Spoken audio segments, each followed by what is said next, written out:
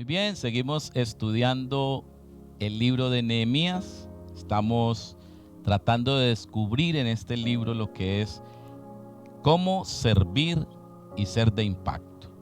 Cómo servir pero con altura. Cómo servir pero tener los resultados que queremos. Y ya hemos mirado la persona de Nehemías, también hemos mirado la estructura y hay algo que no puede dejar nunca usted de revisar cuando va a leer un libro, y es el contexto religioso. Al menos los libros de la Biblia, usted debe tener en cuenta el contexto religioso y político. De hecho, ya hemos hablado un poco del contexto social, del contexto político, que el rey o el soberano de ese tiempo era Artajerjes, que Nehemías terminó siendo un gobernador. Pero hay algo todavía que debemos tener en cuenta, y es lo que tiene que ver con el contexto religioso.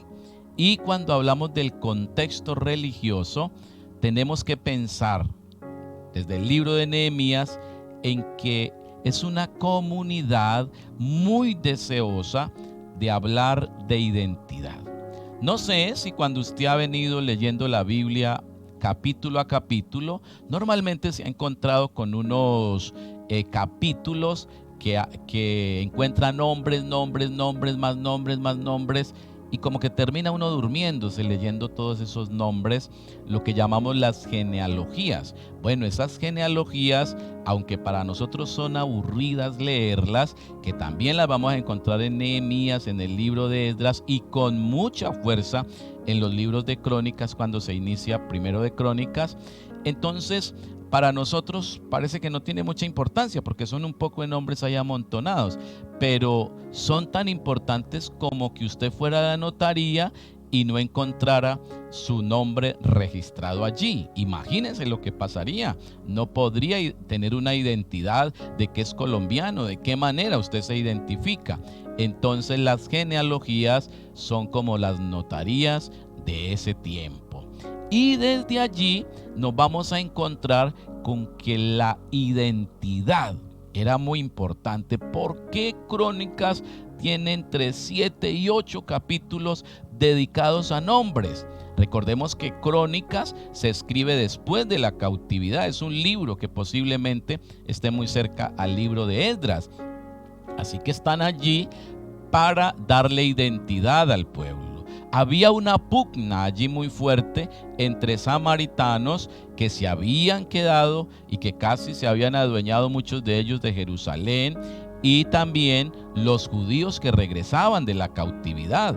Es claro que Jerusalén era de los judíos, no de los samaritanos, pero ellos ya se habían acostumbrado a estar allí. Cuando los judíos llegaron, entonces hubo la pugna porque se comenzó a preguntar quién sí es del pueblo y quién no es, porque ellos venían de una situación muy terrible, de haber mezclado con otras naciones y haber tenido la ira de Dios. No querían caer nuevamente sobre eso, y por eso entonces lo que hacen es buscar su identidad, y para eso van a ir a los registros, y quien no esté en los registros entonces definitivamente no va a pertenecer al pueblo.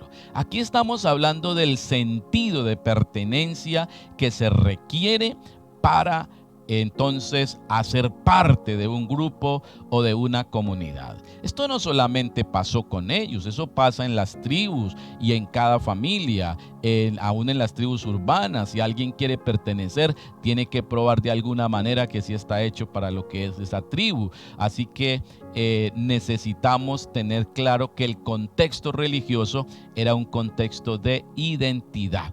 La identidad como pueblo de Dios, pero también Jerusalén como la ciudad santa, como el centro del mundo, donde se harían los cultos, donde las naciones vendrían, donde reinaría el Mesías prometido. Y se haría entonces toda un reinado, se haría un culto para la gloria de Dios. Por eso la identidad requiere inmediatamente en este libro que haya una separación de los pueblos, y esto es entonces vivir en santidad. Cuando llegamos al Nuevo Testamento nos encontramos mucho con el rito del lavado de las manos, con los bautismos como el de Juan y otros más, es decir, se habla mucho de la purificación.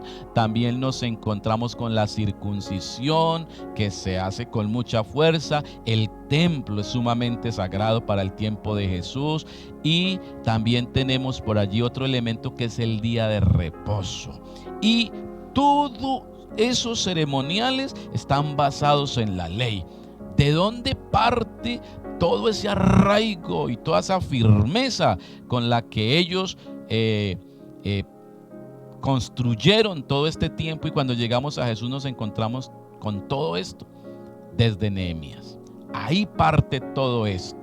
¿Qué fue lo que pasó? Que ellos llevaron esto al extremo porque había que hacer una separación de los pueblos, pero también había que invitar a los pueblos a que llegaran a Jerusalén para que conocieran al Dios vivo.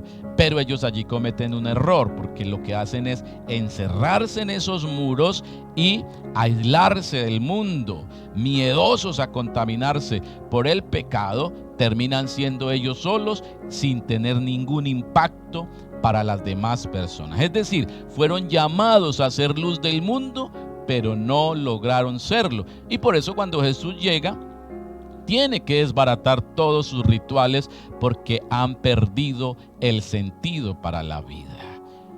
¿Qué clase de cristianos somos hoy? ¿Cómo estamos nosotros realmente llevando el evangelio? ¿Queremos simplemente escondernos detrás de los muros, no hablar con la gente?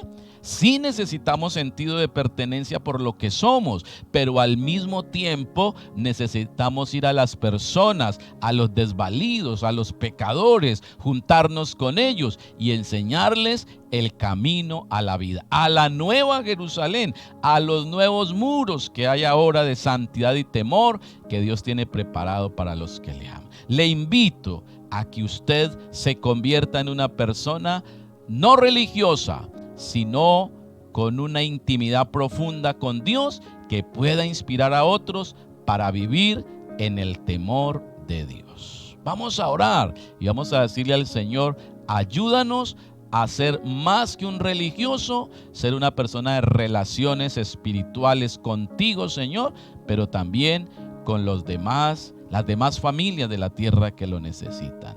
Dios eterno y poderoso, gracias. Hoy estamos aquí agradando tu nombre, escuchando tu palabra, pero entendiendo que no podemos confundirnos y quedarnos en el plano de la religiosidad, sino que debemos avanzar para ser un pueblo luz para el mundo, personas que inviten a otros a pertenecer a esta gracia bendita. Estamos en tus manos, guíanos. En el nombre de Jesús lo pedimos. Amén, amén. Dios les bendiga. Les habló el pastor José Darío Zulet. Dele me gusta a este mensaje y comparta con nosotros. Instituto de Investigación Bíblica, Mensajero Fiel.